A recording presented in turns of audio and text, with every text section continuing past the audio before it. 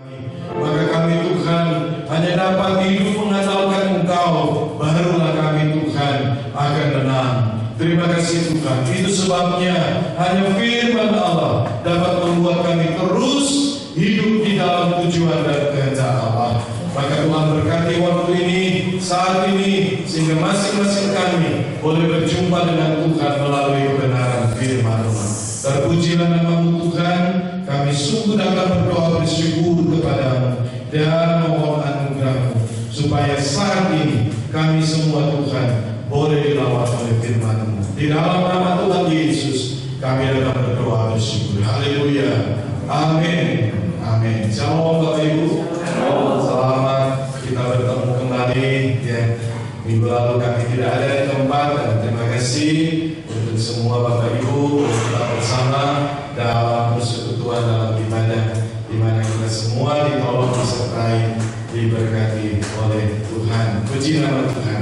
Baik, pada kesempatan ini mari kita akan merenungkan bagian firman Tuhan dengan satu tema atau satu judul, yaitu menyala karena Injil. Menyala karena Injil. Ya, kita bersyukur minggu lalu kita sudah sama-sama merayakan hari Pentakosta, dan kita tahu bahwa Pentakosta itu seperti nomor PIN bagi kita. Ya, kira-kira seperti itu ya. Jadi di dalam Injil Yohanes 20 ayat 22, Tuhan Yesus sudah memberikan Roh Kudus kepada para murid. Maka pribadi Roh Kudus sudah ada, tetapi belum ada kekuatan untuk melakukan kehendak Allah. Seperti kita sudah punya kartu ATM, ya, kita sudah masukin ke mesinnya, tapi sayang apa yang terjadi? Lupa nomor PIN-nya, maka nggak bisa keluar uangnya. Ya, salah pencet 3 kali terblokir. Ya, sudah. Maka pada hari Pentakosta kuasa Allah berikan. Nomor PIN ada pada kita. Kita pencet, maka Allah bekerja. Ada kuasa terjadi, dan para murid boleh melakukan apa yang Tuhan kehendaki. Maka kita akan merenungkan dengan tema menyala karena Injil. Sama-sama kita baca dalam kitab Roma pasal 1 ayatnya yang ke-16. Roma pasal 1 ayat 16, 2, 3. Sebab aku tidak malu terhadap Injil, karena Injil adalah kekuatan Allah yang menyelamatkan setiap orang percaya. Inilah yang dikatakan oleh Rasul Paulus. Inilah yang Tuhan mau, ya, bagi orang percaya, yaitu supaya oleh karena Injil banyak orang dapat mengalami keselamatan. Mengapa demikian? Sebab saat ini dunia secara rohani dalam keadaan sudah dingin, ya. Masing-masing orang tidak lagi pedulikan tentang yang lain, ya.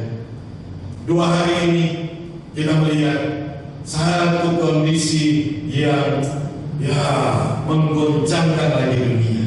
Karena berturut-turut dalam 2 bulan ini, Mei dan Juni, kita mendengar deru perang, ya, Pakistan, India, datang lagi ke arah Tenggara, Asia Tenggara, ya, Thailand dan Kamboja, dan 2 hari lalu Israel dan juga Iran. Terjadi serangan-serangan yang saling balas. Dunia saat ini menjadi dingin secara rohani. Manusia tidak punya lagi satu kepekaan terhadap apa yang menjadi kebutuhan utama, yaitu keselamatan. Sekarang terjadi peperangan di mana-mana. Maka apakah hati kita masih menyala karena kabar baik atau Injil itu? Atau api itu mulai padam karena rutinitas, ya, karena tekanan dunia, hutang belum bayar, ya, misalnya, ya, cicilan belum dibayar bulan ini. Wah, itu udah tanggal 15 ini. Biasanya cicilan tanggal berapa sebenarnya?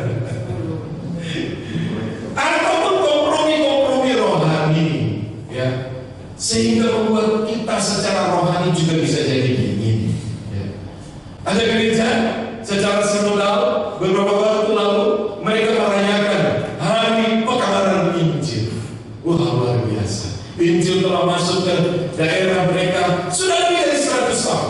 Itu luar biasa. Maka mereka peringati dalam ibadah. Begitu banyak orang datang.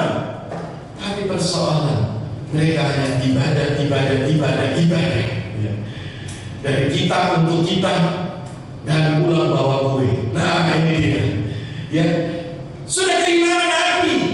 Ya, gereja mengingat Injil telah datang, tetapi tidak melanjutkan itu. Wah, kan daerah kami, ya orang-orangnya sudah percaya. Daerah kami kan sudah menjadi Kristen, jadi tak perlu lagi. Salah. Injil sampai ke daerah itu karena ada yang datang. Maka sebagai satu tanggung jawab, sebagai satu tugas, harus kirim lagi untuk diberitakan kepada yang lain. Bukan berarti di daerah kita sudah lalu kita berhenti. Bapak Ibu dan semua saudara, mengapa demikian? Karena sesungguhnya Injil bukan sekedar doktrin. Nah ini dia. Orang kadang-kadang berpikir Injil itu doktrin, ya. Baca Alkitab itu doktrin. Tidak. Itu adalah kuasa Allah. Injil itu bicara kuasa Allah. Dan Injil bukan hanya informasi, tetapi Injil adalah transformasi. Injil mengubahkan melalui kebenaran firman Allah, manusia diubahkan. Saya dan saudara dapat diubahkan. Memang kadang-kala panjang ya, memang kadang-kala lama ya. Kalau begitu sabarlah, sebab kadang-kala membutuhkan banyak waktu untuk seseorang itu berubah. Tapi karena kuasa Allah, maka Injil mentransformasi hidup manusia. Itu sebabnya orang yang sungguh-sungguh mengerti Injil akan mengalami api rohani yang membakar hati dan menggerakkan hidupnya. Amin. Ya, kalau tidak, maka sesungguhnya betul Injil cuma sekedar doktrin. Kita tahu tentang doktrin keselamatan, kita tahu tentang doktrin-doktrin yang diajarkan, dan itu hanya informasi. Tidak ada kuasa Allah yang mengubahkan, yang mentransformasi kehidupan kita. Padahal Injil berbicara tentang kasih Allah yang tidak bersyarat, ya, tidak ada syarat. Kalau kita katakan bahwa justru Dia telah mati bagi penebusan dosa kita pada saat kita masih berkubang dalam dosa. Allah tidak punya syarat untuk menyatakan kasih-Nya. Engkau kulit hitam, engkau kulit putih, engkau kulit kuning. Orang lain bilang kado. Ya kalau bahasa Indonesia kado, itu hadiah. Tapi kalau orang lain bilang sok kado deh, artinya kulitnya itu banyak sekali, ya, luka-luka yang bernanah. Kado, ya, seperti itu. Allah tidak peduli, Allah tidak bersyarat untuk menyatakan kasih-Nya. Walaupun engkau dulu penjahat yang sangat jahat, untukmu juga kasih Allah dinyatakan. Itulah Injil. Maka Injil bicara pengorbanan Yesus di kayu salib, ya, bahwa sesungguhnya Yesus tersalib untuk menggantikan kita, dan kita yang sepatutnya disalibkan diberikan pengampunan. Injil berbicara kemenangan atas dosa dan maut. Sebab Yesus ketika Dia ada di kayu salib, Dia mengalahkan dosa dan maut. Sebab sampai Dia menyerahkan nyawanya kepada Bapa, Dia tidak pernah berbuat dosa. Maka dosa dan maut dikalahkan, sehingga Injil berbicara harapan hidup kekal. Saya dan saudara, kita punya pengharapan di dalam Yesus, harapan hidup yang kekal. Itu sebabnya kalau kita berbicara tentang menyala karena Injil, ada 3 pertanyaan yang harus kita temukan jawabannya. Yang pertama itu, mengapa kita harus menyala karena Injil? Yang kedua, apa tanda-tanda orang yang menyala karena Injil? Dan yang ketiga, bagaimana supaya kita tetap menyala? Ya, mari kita telusuri dulu. Yang pertama, mengapa kita harus menyala karena Injil? Bapak Ibu dan semua saudara, kata menyala artinya ada cahaya, betul ya? Kalau sesuatu menyala, tapi nggak ada cahaya, itu bukan menyala, ya? Itu belum menyala. Itu sebabnya mengapa kita harus menyala karena Injil? Karena dulu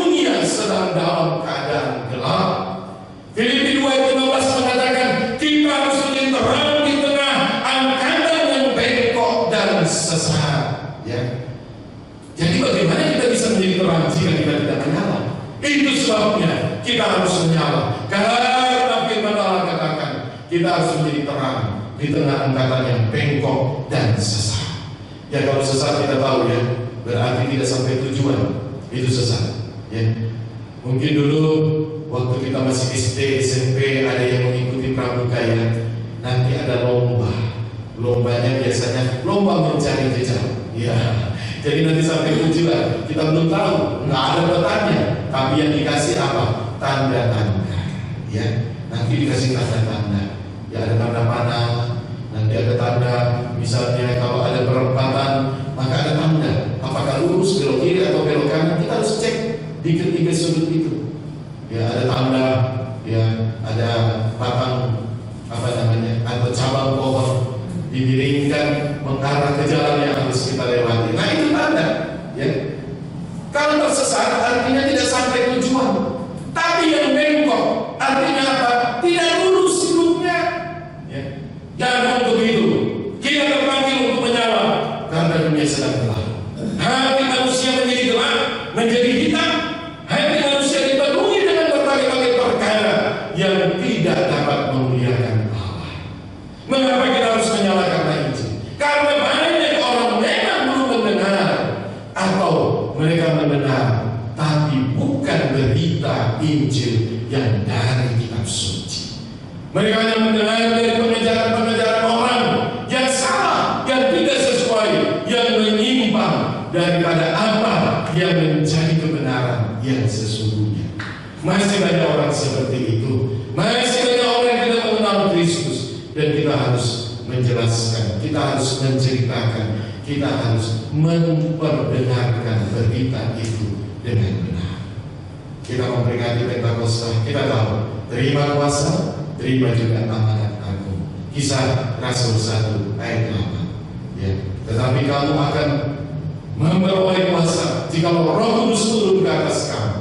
Terima kuasa. Tapi kemudian, dan kamu akan menjadi saksi baik di Yerusalem, Yudea, Samaria, sampai ke ujung bumi. Itulah amanat agung.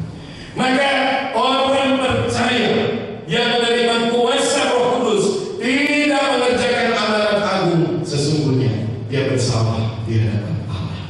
Sebab Roh Kudus kuasanya diberikan supaya kita dapat mengerjakan misi dan penginjilan. Dan ingat, mengapa kita harus menyalakan Injil? Karena yang ketiga, waktu kita terbatas. Karena waktu kita terbatas. Efesus 5:15. Pergunakanlah waktu yang ada, karena hari-hari ini jahat. Artinya waktu kita terbatas. Kita bisa saja tiba-tiba mengalami kecelakaan, sakit yang kita tidak sangka-sangka, ataupun kita kehilangan aset-asetnya mendukung menunjang kita untuk dapat melakukan hal-hal yang sepatutnya kita kerjakan. Waktu kita terbatas, usia kita tidak akan lebih muda, tapi akan lebih tua. Waktu kita terbatas, kita bisa hitung dengan jari kita. Ya kalau tidak cukup jari tangan, tambah jari kaki. Ya. Saya kadang-kadang juga berpikir begitu. Mungkin saya sudah mulai bisa menghitung usia saya. Ya, apakah masih sesuai dengan jumlah jari tangan atau tambah jari kaki? Ya, kalau ternyata lebih dari itu, saya pinjam jari orang, gitu ya, untuk menghitung. Ingat, waktu kita terbatas. Jadi mengapa kita harus menyala karena Injil? Tempatlah dunia dalam kegelapan. Banyak orang yang belum mendengar. Tiga hal ya, dan waktu kita terbatas. Ini tidak bisa kita kawal. Yang kedua, mari kita perhatikan apa tanda-tanda orang yang menyala karena Injil. Nah, kita harus perhatikan ini supaya kita dapat mengevaluasi. Jangan-jangan ya, seperti tadi saya katakan, ada yang merayakan hari pekabaran Injil, tapi tidak ada penginjilan. Mereka cuma ibadah, ya, hari pekabaran Injil. Di jemaat-jemaat, ya, kaum lansia memperingati hari pekabaran Injil dengan mereka bersama-sama beribadah. Ujung-ujungnya, ya, orang-orang tua itu tiup lilin hari pekabaran Injil kesekian. Hari pekabaran Injil, tapi makan kue mereka, ya. Mestinya mereka kumpul uang, sudah tua-tua, tak apa, kumpul uang, lalu utuslah seorang muda pergi untuk memberitakan Injil. Ya, ini enggak, kumpul uang, ya, bukan untuk penginjilan, tapi untuk makan-makan. Wah, luar biasa, ya. Maka kita lihat, apa tanda orang menyala karena Injil? 4 hal kita akan temukan. Yang pertama, hatinya terbakar untuk firman Allah, firman Tuhan.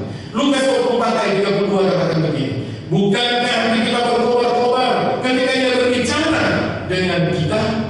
Nah, ini penting sekali, saudara. Ketika Yesus bersama 2 muridnya menuju ke Emmaus, Yesus mulai beritakan, ya, apa yang menjadi hal yang Tuhan inginkan. Dan sepanjang perjalanan, rupanya hati mereka berkobar-kobar karena firman Tuhan itu. Kalau saudara membaca firman Tuhan, mendengar firman Tuhan, entah di gereja, entah di YouTube, entah di Facebook, entah di manapun media sosial, dan hati saudara tidak tergerak sama sekali, maka itu tandanya saudara tidak lagi menyala karena Injil, sebab tidak terbakar untuk firman Tuhan. Saya tadi masih sempat mengikuti satu kanal YouTube yang bertanya-tanya, apakah ya perang Israel Iran ini sebagai tanda bahwa akhir zaman mulai datang.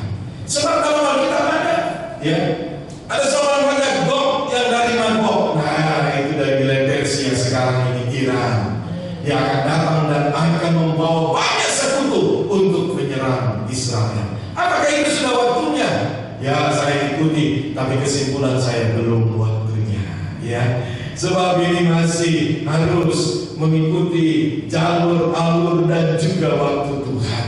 Tetapi ini penting, kita menjadi berkobar-kobar. Karena apa?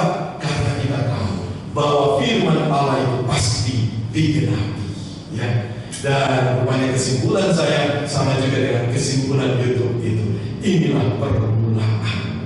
Tetapi kita akan melihat dalam hari-hari ke depan reaksi dan aksi yang akan terjadi, apakah akan meluas. Hari ini kita memperhatikan bukan hanya Israel dan Iran, ternyata sudah melibatkan juga negara Yordania. Dia turut ya mulai menyerang Iran. Nah, kita tidak tahu ini akan menarik berapa banyak negara masuk di dalam peperangan itu.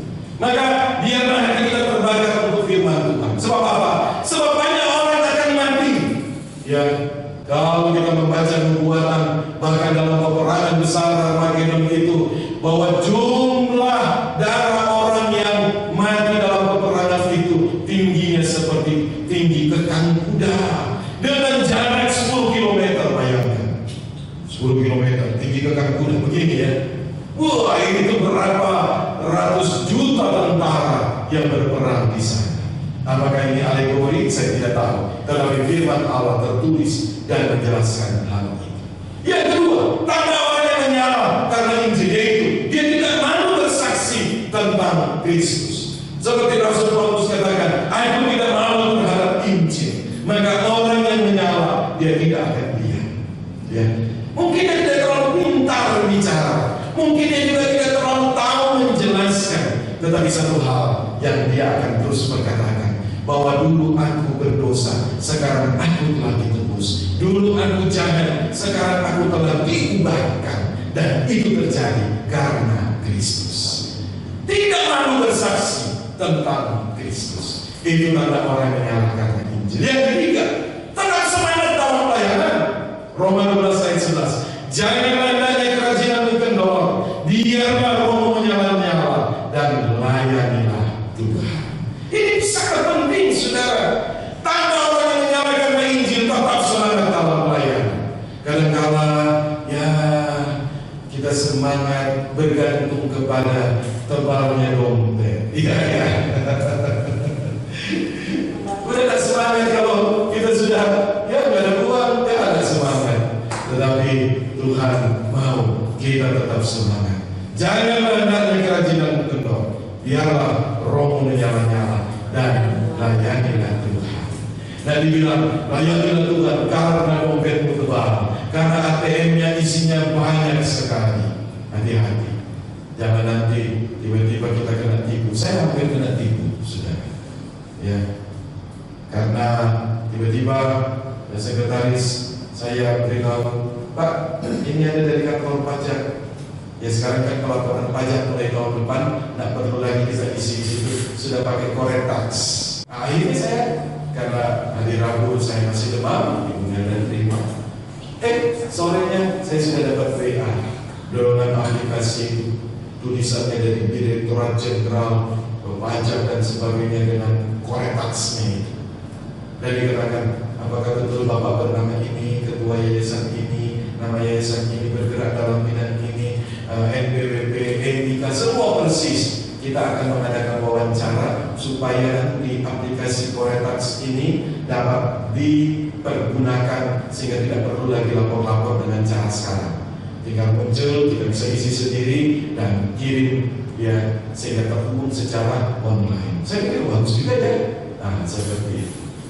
Sehingga hari Kamis saya akhirnya jawab, ya benar informasi tersebut sesuai dengan laporan kami ke kantor pajak di bulan April kemarin. Seperti itu.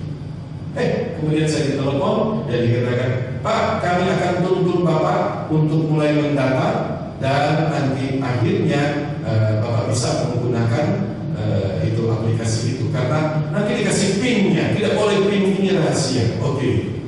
Sekarang kita berubah Pak ke mode video. Wah, jadi mode video. Jadi mereka lihat lah. Saya belum mandi karena masih kurang sehat waktu itu ya, dari Kamis pagi. Ya sudah nggak apa-apa.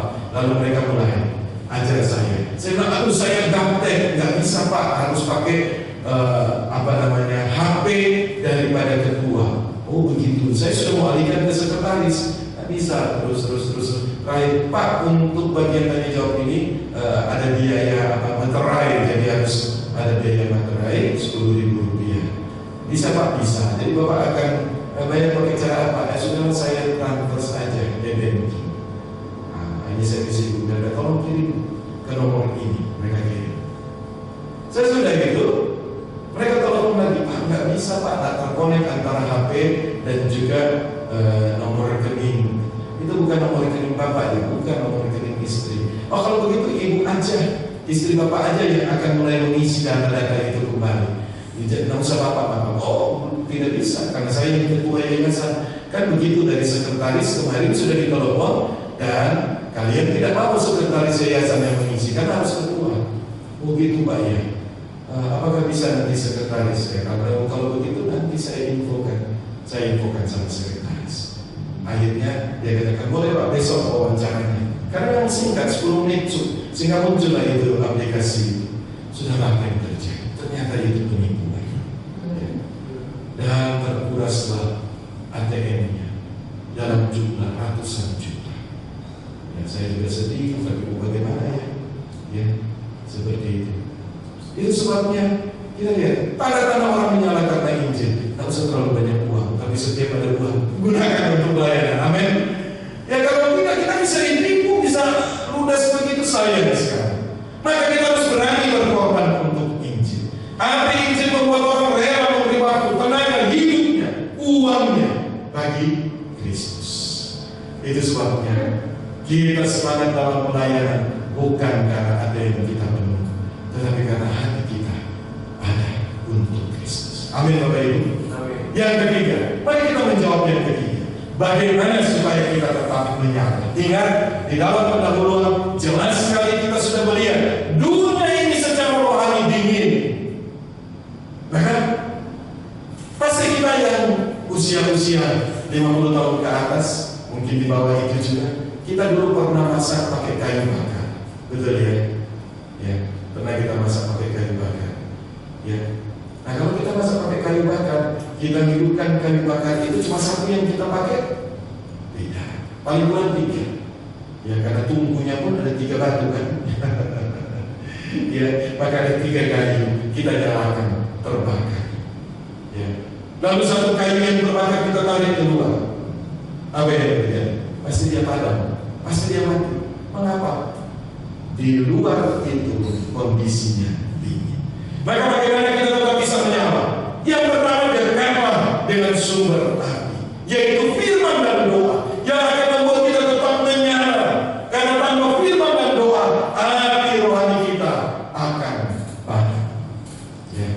Itu sebabnya penting sekali, ya, penting sekali. Saya beberapa waktu lalu mengikuti di YouTube seorang gembala gereja terbesar di dunia. Dia sudah meninggal tentu saja tahun 2021, tetapi rupanya sudah banyak yang akhirnya dimunculkan dalam YouTube, ya, pengajaran-pengajarannya. Dia katakan penting sekali doa, ya. Dia katakan jangan berdoa 3 jam seminggu sekali, ya. Dia katakan begitu. Tidak apa-apa berdoa 5 menit, 10 menit, 15 menit setiap hari, ya. Jangan seminggu sekali, walaupun itu 3 jam. Dia anggap itu tidak tepat. Sebab doa itu bukanlah permintaan, tapi doa itu adalah relasi, hubungan. Maka harus dibina setiap hari, ya. Bayangkan kalau kita berjauhan dengan anak-anak, dengan suami, dengan istri kita, ya, apa yang terjadi?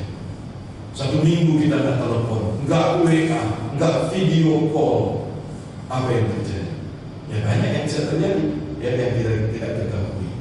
Ya seperti sekarang, ya, Pak Yul, ya, ibu dan anak-anak lagi pergi kan, ya, jadi sendiri, ya, tinggal mama di rumah, ya. Jadi sekarang ibu dan anak, ya. Pasti, waduh, bagaimana kabar si Jiel, ya? Ya, biasanya dia begini, jam begini dia saya lakukan ini, mungkin mandikan dia dan seterusnya. Pasti akhirnya WA atau video call, WA call, ya, seperti itu. Ya, maka harus dekat. Kita harus hidup dengan firman dan doa supaya kita tetap menyala. Ini penting. Dan yang kedua, hindari terjadinya pemadaman api. Kalau rumah terbakar kita harus padamkan, maka buru-buru kita telepon pemadam kebakaran, ya kan? Tetapi dalam hidup rohani, supaya tetap menyala, kita harus hindari hal-hal yang dapat menyebabkan api kita padam. Apa itu? Paling tidak 3 hal yang saya sampaikan: dosa, kepahitan, dan kesombongan. Kenapa? Dosa membuat kita jauh daripada Tuhan. Kepahitan menghalangi kita untuk dapat mengalami saluran daripada Allah. Ya. Saya mendengar satu khotbah bahwa orang itu kalau berdoa dan dia tidak dalam keadaan yang tanda kutip bersih secara rohani, maka doanya itu terimpartasi hal-hal yang negatif. Kalau dia dalam kepahitan, dia dalam keadaan yang betul-betul marah, doanya pun jadi seperti itu. Maka ini penting sekali. Kita berdoa, ternyata hati kita padam. Mengapa? Karena kita berdoa tidak selesaikan masalah-masalah yang menghambat doa itu. Salah satunya kepahitan. Dan ini problem yang besar. Juga masalah kesombongan. Maka jaga hati kita tetap bersih agar Roh Kudus bisa bekerja. Amin, saudara. Supaya kita tetap menyala, supaya kita tidak terganggu dengan faktor dari luar. Yang ketiga, bersama komunitas yang menyala. Ya. Api kecil dia dapat padam karena dia sendirian. Tapi api yang berkumpul akan jadi kobaran yang besar. Itu sebabnya kita membutuhkan persekutuan. Bukan hanya ibadah gereja hari Minggu, tapi kita juga bersama-sama dalam persekutuan-persekutuan yang ada. Ini akan menjaga kita tetap menyala. Ini akan menjaga kita tetap menyala. Ya, orang-orang yang pergi dalam pelayanan, mereka tetap ada pendukung-pendukung doa secara rohani dan tetap berkomunikasi sehingga mereka ditopang. Tidak bisa mereka sendiri. Ya. Tetapi supaya api kita tetap menyala, hal yang keempat yang paling membuat kita menyala adalah jika kita terjun langsung dalam pelayanan perkabaran Injil, dalam misi, ya, dalam melaksanakan amanat agung. Ini sangat membuat kita tetap menyala. Ya, kita lihat di pertandingan sepak bola, ya, ribut sekali. Yang ribut siapa? Penonton. Iya, nanti mau lempar botol aqua, ya kan? sesama supporter. Tetapi kalau mereka terjun, mereka jadi pemain, tidak ada kesempatan lagi untuk teriak-teriak. Yang ada adalah adu strategi, yang ada adalah adu teknik, yang ada adalah adu kekuatan. Ya, maka supaya tetap menyala, kita terjun langsung dalam pelayanan yang Tuhan percayakan. Bapak Ibu Saudara, sore hari ini, apakah kita masih tetap menyala? Ini pertanyaan. Apakah hati ini masih menyala karena Injil, ataukah kita mulai suam-suam hukum? Wahyu pasal 3 ayat 16, ketika Tuhan Yesus mengevaluasi 7 jemaat di Asia kecil, salah satu jemaat Tuhan berkata, dia tidak berkenan pada mereka karena mereka suam-suam. Mereka tidak menyala, mereka tidak panas. Maka dia mau kita menyala-nyala oleh kasih, iman, dan semangat Injil. Maka mari kita hidup sebagai pribadi yang dibakar oleh kasih Kristus, agar dunia melihat terang dari dalam diri kita. Biarlah kita memperingati Pentakosta. Roh Kudus sudah memberikan kuasanya supaya kita dapat melaksanakan amanat agung, sebagaimana Kisah 1 ayat 8. Dan kita tetap menyala dalam persekutuan yang ada untuk tujuan kerajaan Allah. Tuhan Yesus memberkati kita sekalian. Haleluya. Amin.